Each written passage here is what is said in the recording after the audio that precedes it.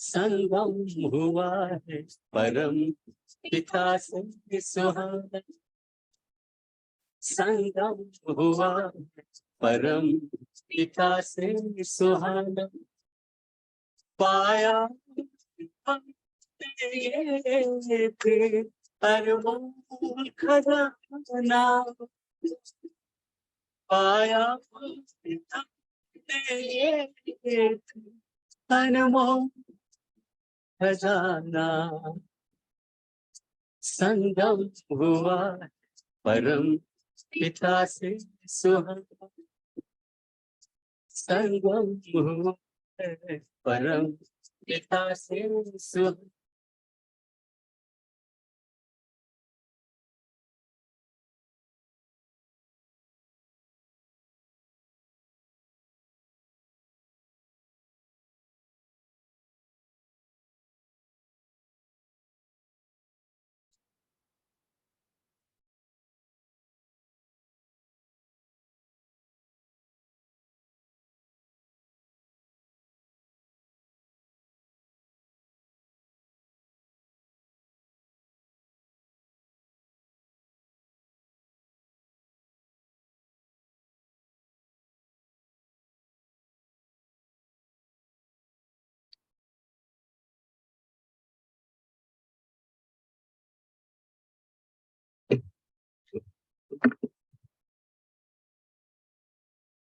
ओम शांति।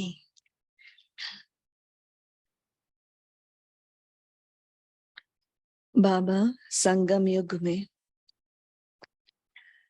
भविष्य के लिए राज्य अधिकारी बना रहे हैं। सबको एक जैसे एक प्रकार से ज्ञान दे करके सबको अधिकारी बना रहे हैं। लेकिन फिर बाबा कहते हैं आप सभी नंबरवार हो। किस आधार से नंबरवार है? पुरुषार्थ में नंबरवार है। राज्य अधिकारी बनना किसके आधार पर है? यहाँ जितना हम स्वराज्य अधिकारी बनेंगे, आज बाबा मुरली में बता रहे हैं, संगम युग में अभी जितना हम स्वराज्य अधिकारी बनेंगे उतना भविष्य में विश्व के ऊपर राज्य करेंगे और पूरा विश्व एक होगा। एक मत, एक भाषा, एक राज्य, एक राजा, है ना? तो उस पर हम राज्य पर राज्य करेंगे। और फिर द्वापर युग से बाबा कहते हैं अलग अलग स्टेट्स पर हम राज्य करते हैं, है ना? छोटे छोटे राज्य होंगे द्वापर युग से लेकर के, लेकिन सतयुग में पूरा एक ही राज्य है, पूरा विश्व एक राज्य है। उसमें सभी राजा प्रजा सभी सुखी, ऐसा राज्य में जा रहे। लेकिन वहां पहुंचने के लिए, वहां ऊंचे स्थान पाने के लिए यहाँ स्वराज्य अधिकारी, जितने अपने कर्मेंद्रियों पर हम राज्य करेंगे, ना केवल स्थूल कर्मेंद्रियां लेकिन सूक्ष्म कर्मेंद्रियां भी, मन बुद्धि संस्कार भी हमारे राज्य में है। उनको भी ऑर्डर पर चलाना है ना? तो उन सभी स्थूल और सूक्ष्म कर्मेंद्रियों पर जितना हम राज्य करेंगे उतना भविष्य में विश्व राज्य अधिकारी बनेंगे, है ना? पूरी मुरली आज राज्य अधिकारी के ऊपर है। ओरिजिनल मुरली डेट है 12 नवंबर 92, 12/11/92। भविष्य विश्व राज्य का आधार संगम युग का स्वराज्य। भविष्य विश्व राज्य का आधार संगम युग का स्वराज्य। आज विश्व रचिता बाप दादा अपने सर्व स्वराज्य अधिकारी बच्चों को देख रहे हैं।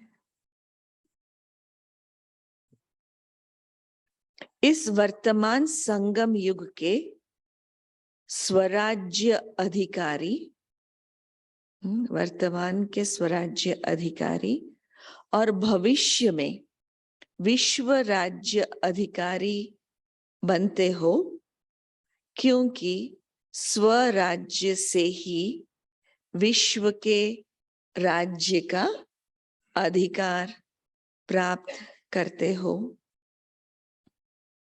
इस समय के स्वराज की प्राप्ति का अनुभव, इस समय के स्वराज्य की प्राप्ति का अनुभव भविष्य विश्व के राज्य से भी अति श्रेष्ठ अनुभव है।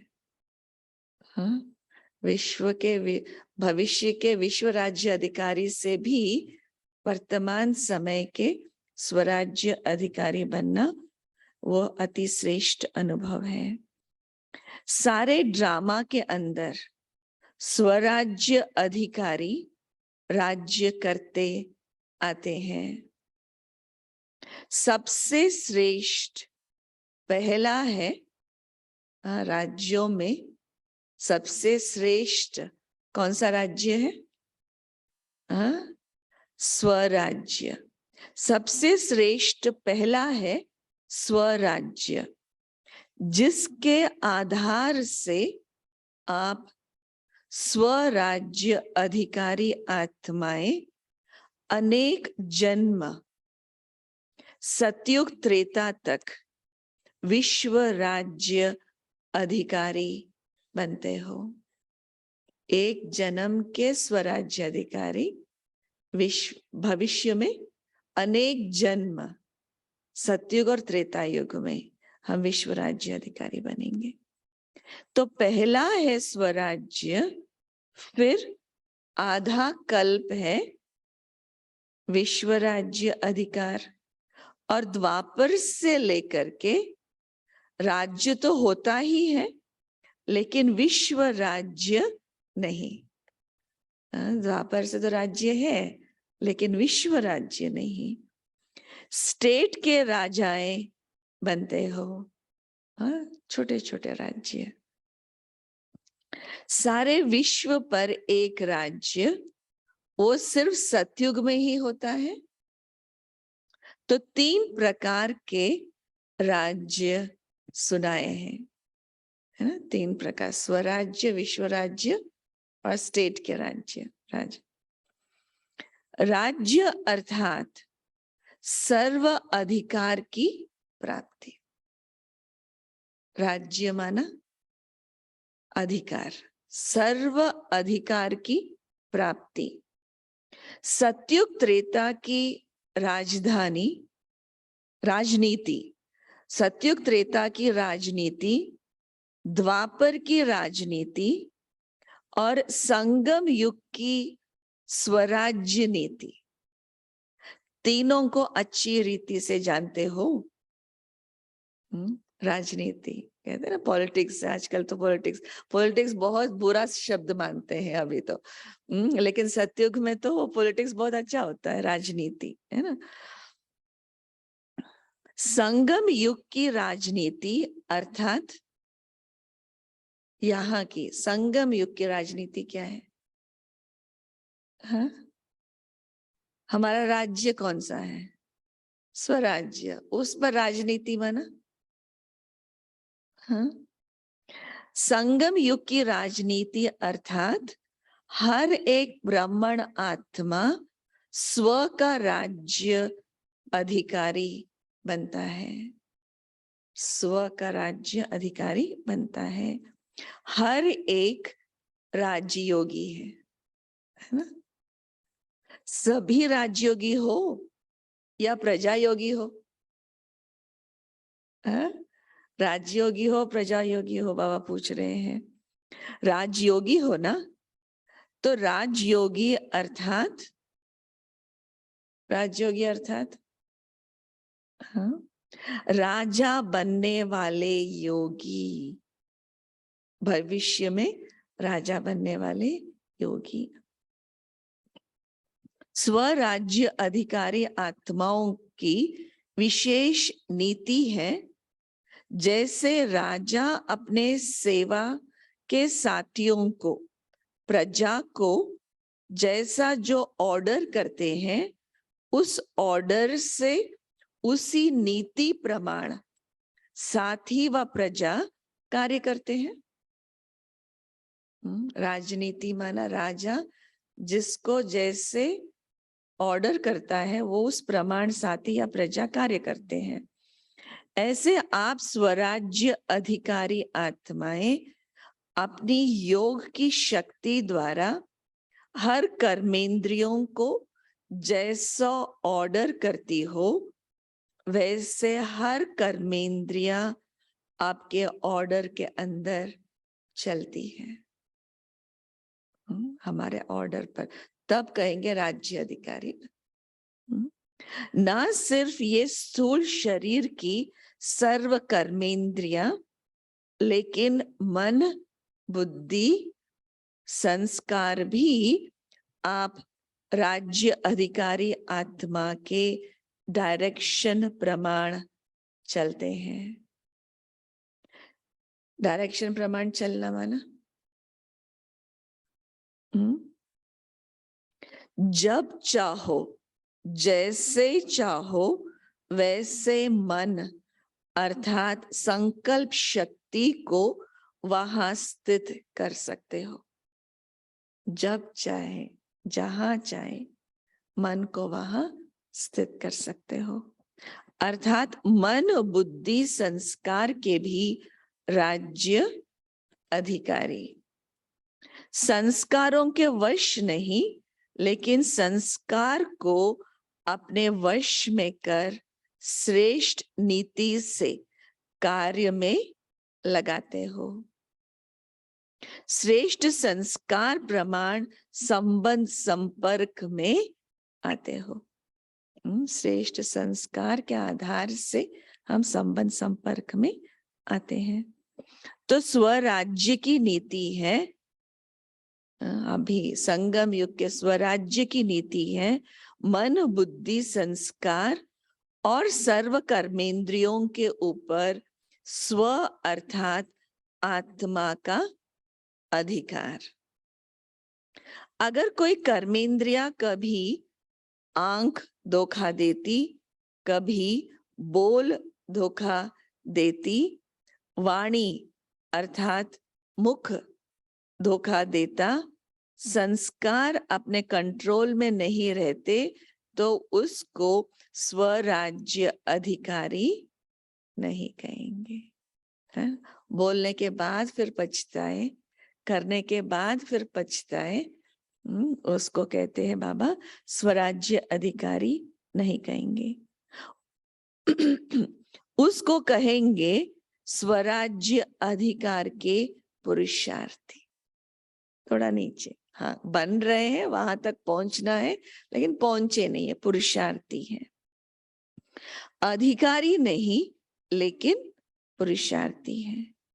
वास्तव में राज्य अधिकारी आत्मा को बहुत ही सूक्ष्म, वो जो कंट्रोलिंग या पवित्रता का जो लास्ट स्टेज है, कहते हैं ना, कर्म में, संबंध संपर्क में पवित्रता, वो जो कंट्रोल, और फिर बोल में, संकल्प में, वृत्ति में, दृष्टि में, और सबसे लास्ट जो सूक्ष्म रूप से जो हमारा चेकिंग होता है, कौन सा है?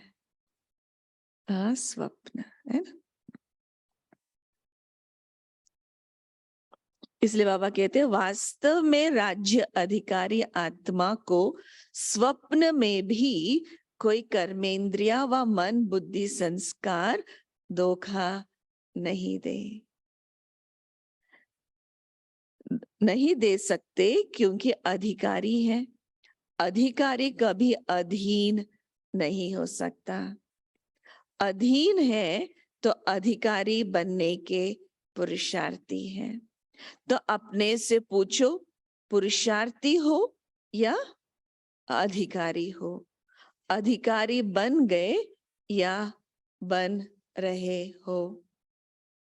तो स्वराज्य का रूहानी नशा क्या अनुभव कराता है? अगर स्वराज्य अधिकारी है तो फिर रूहानी नशा क्या अनुभव कराता है? क्या बन जाते हो अगर हम स्वराज्य अधिकारी हैं? क्या बन जाते हैं फिर?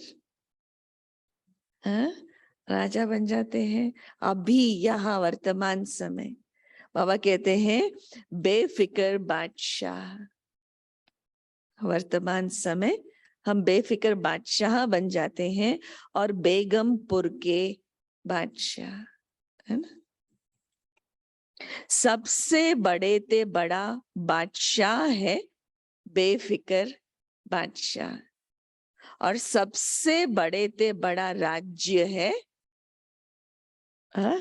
सबसे बड़ा राज्य कौन सा है हमारा? बेगमपुर का राज्य। हमारा राज्य कौन सा है संगम युग में? बेगमपुर का राज्य। बेगमपुर के राज्य अधिकारी के आगे ये विश्व का राज्य भी कुछ भी नहीं है। अभी इतना बेगमपुर के बादशाह बन जाए तो भविष्य के विश्व राज्य के भी कुछ भी नहीं है। ये बेगमपुर के राज्य का अधिकार अति श्रेष्ठ और सुखमय है ही बेगम। तो बेगमपुर का अनुभव है ना, या कभी कभी नीचे आ जाते हो, गम में आ जाते हो। सदा रूहानी नशे में बेगमपुर के बादशाह है, इस अधिकार में रहो। बेगमपुर के बादशाह है, उस अधिकार में रहो, नीचे नहीं आओ। देखो आजकल के राज्य में भी अगर कोई कुर्सी पर है तो उसका अधिकार है ना, और कल कुर्सी से उतर आता है तो उसका अधिकार रहता है क्या? जब कुर्सी पर रहते तो उनके चेहरे पर रौनक रहता है, वो नशा रहता है। जैसे ही कुर्सी के नीचे आ गए, उतर गए, तो वो रौनक भी चला जाता है। तो साधारण बन जाता है। तो आप भी स्वराज्य के नशे में रहते हो, अकाल तख्त नशीन रहते हो। सभी के पास तख्त है ना, अकाल तख्त, ये तख्त है ना। तो तख्त तो छोड़ते क्यों हो? तख्त है, बाबा ने दिया हुआ है तख्त हर एक आत्मा को, तो बाबा कहते तो छोड़ते क्यों हो फिर? सदा तख्त नशीन रहो, रूहानी नशे में रहो। अकाल तख्त, वो अमृतसर वाला तख्त नहीं, अमृतसर वाला अकाल तख्त नहीं, ये अकाल तख्त ब्रुकुटी वाला, वो अकाल तख्त सभी के पास है। तो अकाल तख्त नशीन स्वराज्य अधिकारी किसने बनाया? अकाल तख्त नशीन स्वराज्य अधिकारी किसने बनाया? बाबा ने। बाप ने हर ब्राह्मण बच्चे को तख्त नशीन राजा बना दिया है। बाबा ने वो तख्त दिया हुआ है ना। सारे सृष्टि चक्र के अंदर ऐसा कोई बाप होगा जिसके अनेक सब राजा बच्चे हो? हर एक राजा बच्चे हो, ऐसा कोई बाप होगा? लक्ष्मी नारायण भी ऐसा नहीं। परमात्मा बाप ही कहते हैं कि मेरे सब बच्चे राजा बच्चे। वैसे दुनिया में कह देते हैं ये मेरा राजा बेटा है, राजा बच्चा है, लेकिन बने कुछ भी, सर्वेंट बने या कुछ भी बने, फिर भी माँ के लिए वो राजा बच्चा है। लेकिन कहने में तो आता है राजा बेटा, लेकिन इस समय आप प्रैक्टिकल में राजयोगी रानी बच्चे बनते हैं। ऐसे केवल चढ़ाने के लिए नहीं कहते बाबा, प्रॅक्टिकली तुला में म्हणते नाही मी तसं काय म्हणते सत्यता में हो तसं वो म्हणते राज्य ना. नाही बच्चे तो म्हणतो बनते कसं हैं। सांगतात लेकरू तो बाप को भी नशा है और बच्चों को भी डब्बा नशा है। तो स्वराज्य की नीति क्या रही फिर? स्वराज्य की नीति क्या रही? स्व पर राज्य, हर कर्मेंद्रियों के ऊपर अधिकार प्राप्त हो। हो ना. ऐसे नहीं कि देखने तो नहीं चाहते त्याला थे, तेच ऐकणार ना. लेकिन देख लिया। का बरं बोलली तू म्हणे मग माझ्या घरात आपण देखने तो वेळेला नहीं तर जाऊ चाहते करूया. थे, देख लिया, आंखें खुली थी ना, मग इसीलिए देखने में आ गया। वो लोग ऐसा करते थे, ऐसे बोल रहे थे, देखना तो नहीं चाहते थे, लेकिन देख लिया, इसीलिए देखने में आ गया। कान को दरवाजा नहीं है, इसलिए कान में बात पड़ गई, लेकिन 2 कान है ना। हाँ? कान को तो हम बंद नहीं कर सकते हैं, तो कान को दरवाजा नहीं है, लेकिन बाबा कहते हैं 2 कान है ना, अगर ऐसी बात सुन भी ली तो निकालने का भी रास्ता है। एक कान से सुन लिया, दूसरे कान से निकाला। इसलिए इस भारत में ही विशेष ये चित्र बापू के याद में बना हुआ है। बुरा ना देखो, बुरा ना सुनो और बुरा ना बोलो। ये 3 दिखाते हैं, लेकिन आप 4 दिखाते हो। चौथा कौन सा है? बुरा सोचो भी नहीं, क्योंकि पहले सोचना होता है, फिर बोलना होता है, फिर देखना होता है। इसीलिए कंट्रोलिंग पावर, रूलिंग पावर रखो।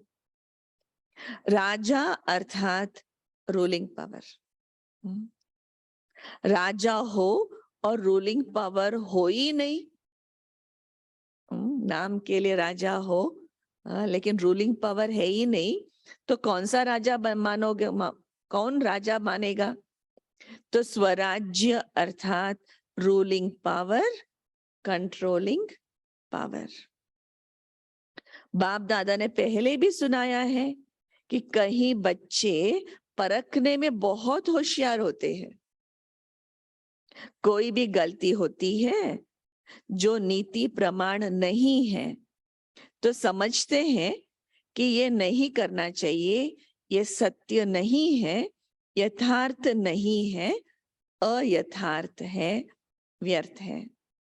समझ में तो आ जाता है, परख तो लेते हैं, ये ठीक नहीं है, लेकिन समझते हुए फिर भी करते रहते हैं या कर लेते हैं, तो इसको क्या कहेंगे? ये रॉन्ग है, नहीं करना चाहिए। समझते हुए भी कर लेते हैं, इसको क्या कहेंगे? कौन सी पावर की कमी है? कंट्रोलिंग पावर नहीं। जैसे आजकल कार चलाते हैं, देख भी रहे हैं कि एक्सीडेंट होने की संभावना है, ब्रेक लगाने की कोशिश करते हैं, लेकिन ब्रेक लगे ही नहीं। ब्रेक दबा रहे हैं, लेकिन ब्रेक लगे ही नहीं, तो जरूर एक्सीडेंट होगा ना। ब्रेक है, लेकिन पावरफुल नहीं। और यहाँ के बजाय वहां लग गई तो भी क्या होगा? यहाँ लगना चाहिए, लेकिन यहाँ नहीं लगा, 10 फीट के आगे जाकर के लग गया, तो क्या होगा? इतना समय तो परवश होगा ना, पूरा गाड़ी कंट्रोल में नहीं है ना, परवश होगा ना। चाहते हुए भी कर नहीं पाते, ब्रेक लगा नहीं सकते, या ब्रेक पावरफुल न होने के कारण ठीक लग नहीं सकती, तो ये चेक करो। जब ऊंची पहाड़ी पर चढ़ते हैं तो क्या लिखा हुआ होता है? ऊंची पहाड़ी पर चढ़ते हैं तो क्या लिखा हुआ होता है? ब्रेक चेक करो, क्योंकि ब्रेक सेफ्टी का साधन है। तो कंट्रोलिंग पावर का व ब्रेक लगाने का अर्थ ये नहीं कि लगाओ यहाँ और ब्रेक लगे वहां, है ना? कोई व्यर्थ को कंट्रोल करने चाहते हैं, समझते हैं ये रॉन्ग है, बोलते समय चटपटी बातें कोई निकाल लिया और बोलना शुरू कर दिया, तो वो कंट्रोल करना चाहते हैं लेकिन कंट्रोल नहीं हो रहा है। सोच, व्यर्थ सोच आ रहा है लेकिन वो कंट्रोल नहीं हो रहा है। समझते हैं ये रॉन्ग है तो उसी समय रॉन्ग को राइट में परिवर्तन होना चाहिए। इसको कहा जाता है कंट्रोलिंग पावर। ऐसे नहीं कि सोच भी रहे हैं, हाँ ये रॉन्ग है, सोच भी रहे हैं लेकिन आधा घंटा व्यर्थ चला जाए, हाँ? पीछे कंट्रोल में आए, बहुत पुरुषार्थ करके आधे घंटे के बाद परिवर्तन हुआ तो उसको कंट्रोलिंग पावर नहीं, रूलिंग पावर नहीं कहा जाता। ये हुआ थोड़ा थोड़ा अधीन और थोड़ा थोड़ा अधिकारी मिक्स, क्योंकि समझ में आ रहा है ये रॉन्ग है, इसीलिए थोड़ा थोड़ा, पूरा कंट्रोल के बिना नहीं, आधा आधा बाबा कह रहे हैं क्योंकि समझ में तो आ रहा है ये रॉन्ग है। ये हुआ थोड़ा थोड़ा अधीन और थोड़ा थोड़ा अधिकारी मिक्स, तो उसको राज्य अधिकारी कहेंगे या पुरुषार्थी कहेंगे। तो अब पुरुषार्थी नहीं, राज्य अधिकारी बनो। ये स्वराज्य अधिकार का श्रेष्ठ मजा है। स्वराज्य अधिकारी बनना ये मजा है, लेकिन कौन सा मजा? श्रेष्ठ मजा है। स्वराज्य अधिकारी अर्थात मजा, मजा के साथ जुड़ा हुआ है। कौन से मौज? स्वराज्य अधिकारी अर्थात सदा मौज ही मौज में रहना। मौज में रहने वाला कभी किसी बात में मूंझता नहीं है। राइमिंग वर्ड्स, जो मौज में है वो मूंझता नहीं है। अगर मूंझते हैं तो मौज में नहीं है। तो संगम युग पर मौज ही मौज है ना, या कभी कभी मौज है? शक्तियों को, पांडवों को मौज है ना, और पूछ रहे हैं शक्तियों को, पांडवों को। तो समझा स्वराज्य की नीति क्या है और विश्व राज्य की नीति क्या है। चाहे प्रजा है, चाहे रॉयल फैमिली है, लेकिन प्रजा प्रजा नहीं, प्रजा भी एक परिवार है। सतयुग में राजनीति कैसे चलता है? प्रजा प्रजा नहीं लेकिन फैमिली, परिवार की तरह चलता है। परिवार की नीति ये है, सतयुग त्रेता की राजनीति। सतयुग त्रेता की राजनीति परिवार, फैमिली के रूप में चलना, ये राजनीति है। राजा कहलाते हैं लेकिन राजा होते हुए भी परम प्रिय पिता का स्वरूप है। परिवार की विधि से राजनीति चलती है।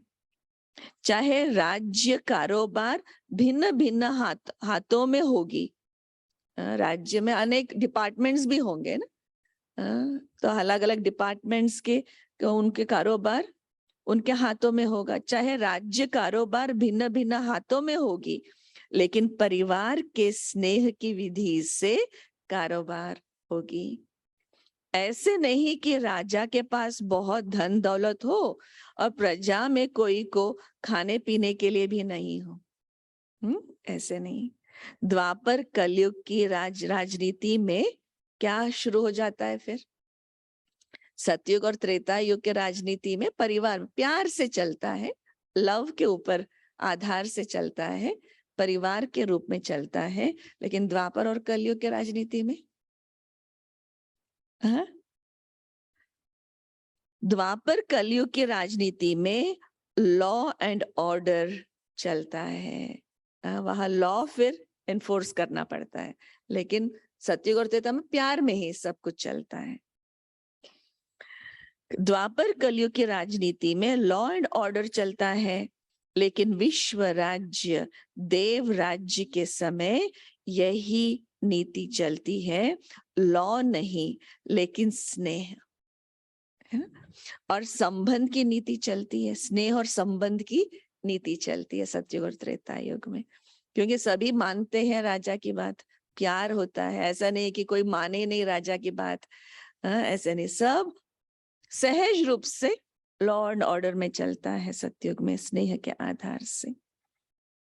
कोई भी आत्मा दुख शब्द को भी नहीं जानती, देखो कितना श्रेष्ठ, दुख शब्द को भी नहीं जानती, चाहे राजा हो चाहे प्रजा हो, लेकिन दुख अशांति का नाम निशान नहीं होगा। दुख क्या चीज होती है उसका अज्ञान है।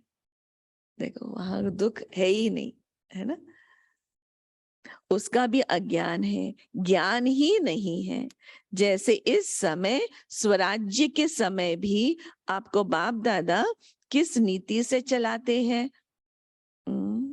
स्वराज्य के टाइम पे यहाँ ब्राह्मण जन्म में किस नीति से चलाते हैं? किस नीति से? सतयुग और त्रेता में स्नेह और संबंध के आधार से, द्वापर में लॉ एंड ऑर्डर के आधार से, और संगम युग में स्नेह और श्रीमत, है ना, स्नेह और श्रीमत के आधार से चलाते हैं। श्रीमत पर चलते रहते तो कोई भी सख्त ऑर्डर करने की आवश्यकता ही नहीं है। प्यार से हम श्रीमत प्रमाण चलते रहे, बाबा जो कह रहे हैं उसको फॉलो करते रहे, तो सख्त ऑर्डर करने की आवश्यकता ही नहीं है। अगर नीति को भूलते हैं तो स्वयं को कलयुगी नीति में चलाते हैं। तो विश्व के राज्य की नीति भी बहुत प्यारी है, क्योंकि अनेकता नहीं है। सतयुग में अनेकता नहीं है, एक राज्य है और अखुट खजाना है। छोटा सा संसार और लेकिन अखुट खजाना। प्रजा भी इतनी संपन्न होगी, आजकल के जो बड़े बड़े पदमपति हैं उन्होंने से भी ज्यादा आजकल के जो पदमपति है या अंबानी है, जो भी है, उनसे भी बहुत ज्यादा, है ना। अप्राप्ति का नाम निशान नहीं, लेकिन इसका आधार क्या? सतयुग में अप्राप्ति का नाम निशान नहीं है, इसका आधार क्या है? स्वराज्य।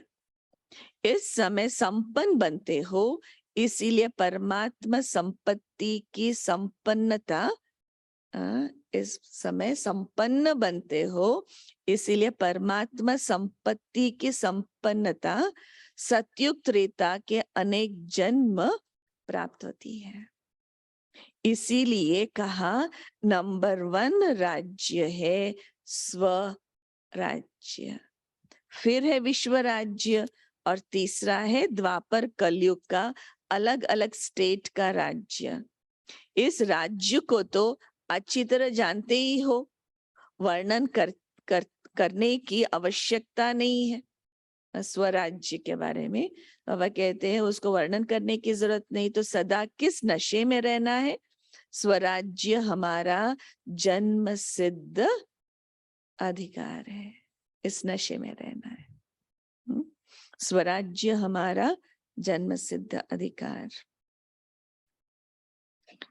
किस जन्म का? स्वराज्य हमारा जन्म सिद्ध अधिकार है, किस जन्म का? ब्राह्मण जन्म का।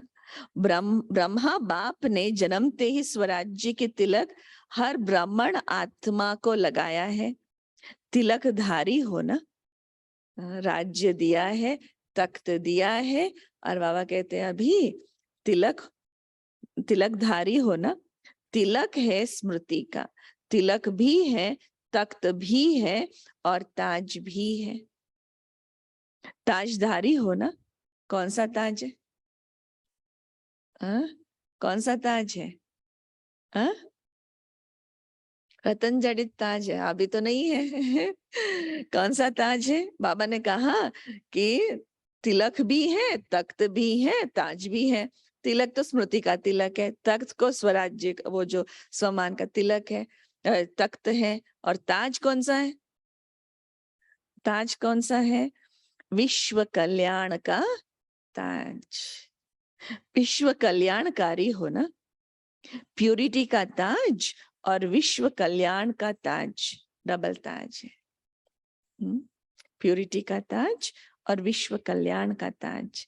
प्यूरिटी का ताज है लाइट का ताज, जो पीछे देखते हैं, वो प्यूरिटी का ताज, लाइट का ताज।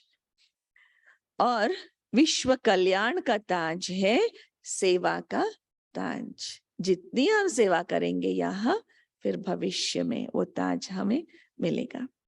विश्व सेवाधारी होना, ऐसे नहीं कि स्टेट के सेवाधारी समझो। हाँ, हम गुजरात के हैं, हम राजस्थान के हैं, हम दिल्ली के सेवाधारी हैं, हम पूना के सेवाधारी हैं। हाँ, नहीं, विश्व सेवाधारी है। कहाँ भी रहते हैं, लेकिन वृत्ति और दृष्टि बेहद की है। हाँ? वृत्ति और दृष्टि बेहद की। अगर विश्व सेवाधारी नहीं बनेंगे तो न स्वराज्य न विश्व राज्य, फिर द्वापर कलयुग में स्टेट का राजा बनना पड़ेगा। बेहद अगर नहीं रखेंगे तो छोटा छोटा मिलेगा, छोटा राज्य मिलेगा। इसलिए बाबा कहते हैं बेहद की दृष्टि और वृत्ति रखो। लेकिन विश्व राज्य अधिकारी के लिए सदा अपना ताज, तिलक और तख्त, विश्व राज्य अधिकारी बनना है तो ताज, तिलक और तख्त सदा इस पर स्थित रहो, वो पहन करके रखो। तीनों शरीर से तख्त पर नहीं बैठना है, लेकिन ये मेरा तख्त यहीं बैठे रहे, बाबा कहते हैं वो नहीं, शरीर से तख्त पर बैठे रहे वो बात नहीं। लेकिन कौन सा तख्त है, कहाँ, किसको बिठाना है तख्त पर, किसको बिठाना है? लेकिन बुद्धि द्वारा स्मृति की स्थिति में स्थित रहना, स्मृति स्वरूप रहना। बुद्धि द्वारा स्मृति की स्थिति में स्थित रहना। स्थिति में स्थित होना, यही तख्त पर बैठना है। स्थिति पर स्थित हो जाना, तो यही तख्त पर बैठना है। जो सदैव बैठ सकते हैं, शरीर से तो कितने घंटे बैठेंगे? चलो वो अटैचमेंट है तख्त से, तो मैं कितने घंटा बैठ सकती हूँ? 2 घंटे मैक्सिमम, फिर उठना ही पड़ेगा, है ना। तो इसलिए बाबा कहते हैं शरीर से तो कितने घंटे बैठेंगे, थक जाएंगे ना। लेकिन बुद्धि द्वारा स्थिति में स्थित रहना, ये है तख्त नशीन होना। तख्त नशीन होना, बुद्धि से उस स्थिति में स्थित हो जाना, ये तो सहज है ना। तो स्वराज्य के नशे में निरंतर स्थित रहो। समझा क्या करना है? पुरुषार्थी नहीं, लेकिन अधिकारी बनना। सभी ने मिलन मनाया ना, सभी भाग भाग कर आते हैं परमात्मा मिलन का मेला मनाने के लिए। तो मिलन के मेले में आए हो ना। ये मेला लगता है या भीड़ लगती है? जब लोग इतने हजारों लोग आ जाते हैं, तो आपको मेला लगता है या भीड़ लगता है? आराम है ना, आराम से रहना, खाना, चलना सब आराम से है ना। फिर भी बहुत लकी हो, उन मेलों के माफिक मिट्टी में तो नहीं रह रहे हो। वहां ना रहने का ढंग, ना टेंट में रहना होता है उन मेलों में। फिर भी बिस्तरा और खटिया तो मिली हुई है ना। वहां मेले में तो नहाओ तो भी मिट्टी, रहो तो भी मिट्टी, और खाओ तो भी मिट्टी साथ में आएगी। हर चीज में मिट्टी मिट्टी। यहाँ बच्चे आते हैं अपने घर में, नशे से आते हो, बाप भी खुश और बच्चे भी खुश। हॉल में पीछे बैठने वाले सबसे आगे हो, क्योंकि बाप दादा की पहली नजर लास्ट तक जाती है। अच्छा, ये लास्ट तक जाती है क्यों बाबा कहते हैं? बाबा जो लास्ट में बाबा बच्चे बैठे हुए हैं वो मायूस हुए होते हैं ना कि आगे नहीं मिला है, तो बाबा उसके लिए कहते हैं, ऐसा नहीं कि जानबूझ करके लास्ट में जा करके बैठे बाबा याद करें। उनको क्या कहेंगे? लास्ट बेंचर्स कहेंगे। लास्ट बेंचर्स का क्या हाल होगा? तो इसलिए बाबा कहते हैं, अच्छा, सर्व स्वराज्य अधिकारी बेफिक्र बादशाह बच्चों को सर्व विश्व राज्य अधिकारी अनेक जन्म संपूर्ण संपन्न रहने वाले आत्माओं को सदा तिलक, ताज और तख्त नशीन अधिकारी बच्चों को सदा बेहद की सेवा के उमंग उत्साह में रहने वाले विशेष बच्चों को देश विदेश के सर्व सम्मुख अनुभव करने वाले बच्चों को बाप दादा का पदम गुणा याद और प्यार, साथ साथ सर्व के स्नेह के पत्रों का भी रिस्पॉन्ड दे रहे हैं। विदेश और देश दोनों अपने अपने विधि प्रमाण स्व के पुरुषार्थ में सिद्धि को प्राप्त कर रहे हैं और सेवा में भी सदा आगे बढ़ने के उत्साह में लगे हुए हैं। इसीलिए हर एक किसी भी कोने में रहने वाले हो, लेकिन उन्हों की याद, सेवा समाचार, प्यार के पत्र, स्थिति के उमंग उत्साह का समाचार सब प्राप्त हुआ और बाप दादा सभी बच्चों को बहुत बहुत नाम सहित हर एक की विशेषता सहित याद प्यार दे रहे हैं। बाबा देखो एक एक आत्मा को कितना प्यार करते हैं। बाबा को तो खबर है हर एक आत्मा क्या कर रही है, क्या पुरुषार्थ कर रही है, तो बाबा को पता है।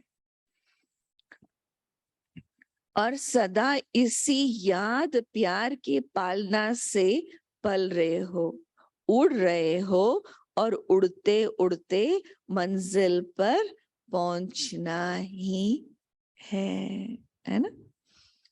वह ये कहें कि पहुंचे हुए ही है, पहुंचे हुए ही हैं। तो याद प्यार और नमस्ते। रूहानी बच्चों की रूहानी बाप दादा को याद प्यार, गुड मॉर्निंग और नमस्ते। शुक्रिया। वरदान है, मास्टर सर्वशक्तिमान की स्मृति द्वारा, मास्टर सर्वशक्तिमान की स्मृति द्वारा सर्व हलचलों को मर्ज करने वाले अचल अडोल भव, मास्टर सर्वशक्तिमान की स्थिति द्वारा सर्व हलचलों को मर्ज करने वाले अचल अडोल भव। जैसे शरीर का ऑक्यूपेशन इमर्ज रहता है, मैं फलाना हूं, मैं डॉक्टर हूँ, लॉयर हूँ, ऑक्यूपेशन इमर्ज रहता है। ऐसे ब्राह्मण जीवन का ऑक्यूपेशन इमर्ज रहे और उसका हर कर्म में नशा हो। ऑक्यूपेशन इमर्ज रहे और हर कर्म में उसका नशा हो, तो सर्व हलचले मर्ज हो जाएंगी और आप सदा अचल अडोल रहेंगे। मास्टर सर्वशक्तिमान की स्मृति सदा इमर्ज है, तो क्या होगा? मास्टर सर्वशक्तिमान की स्मृति सदा इमर्ज है, तो कोई भी कमजोरी हलचल में ला नहीं सकती, क्योंकि वे हर शक्ति को समय पर कार्य में लगा सकते हैं। सर्वशक्तियां इमर्ज रूप में है, समय पर हर शक्ति को कार्य में लगा सकते हैं। उनके पास कंट्रोलिंग पावर रहती है, इसीलिए संकल्प और कर्म दोनों समान होते हैं। स्लोगन। नाजुक परिस्थितियों में घबराने के बजाय उनसे पाठ पढ़कर स्वयं को परिपक्व बना लो। नाजुक परिस्थितियों में घबराने के बजाय उनसे पाठ पढ़कर स्वयं को परिपक्व बना लो। ओम शांति शांति। बहुत सुंदर मुरली, बहुत शक्तिशाली मुरली है ना। आपको आना है? आ जाओ आ जाओ।